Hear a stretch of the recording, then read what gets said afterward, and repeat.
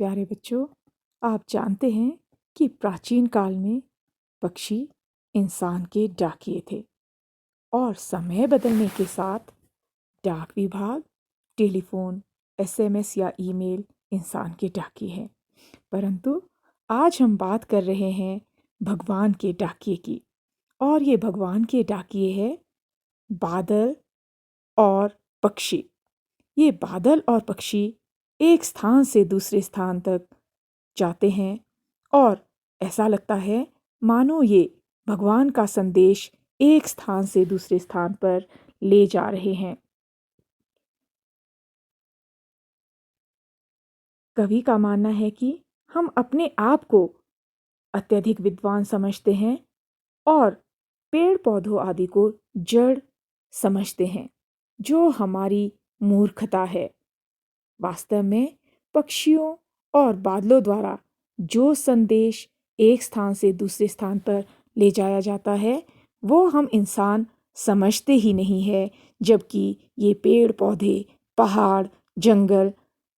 इन बादलों और पक्षियों के संदेश को समझ पाते हैं। और ऐसा लगता है मानो ये बादल और पक्षी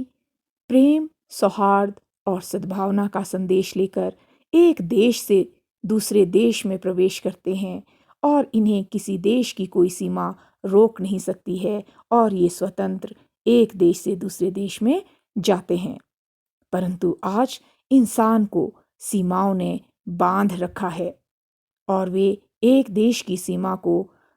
या एक महाद्वीप की सीमा को पार नहीं कर पाते हैं, या हम कहें एक देश दूसरे देश से वैर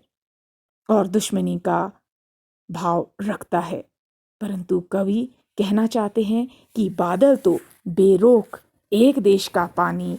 या एक देश समुद्र का पानी दूसरे देश में बरसाता है, और पक्षी भी ऐसे लगता है कि किसी दूसरे देश की खुशबू को अपने पंखों में दूसरे देश में ले जाता है, और हवा भी खुशबू को एक देश से दूसरे देश में बेरोक ले जाती है। उन पर कोई रोक नहीं है और उन्हें कोई रोक भी नहीं सकता है। और कवि हमें भी यही संदेश देना चाहते हैं कि जिस तरह से बादल, पक्षी, हवा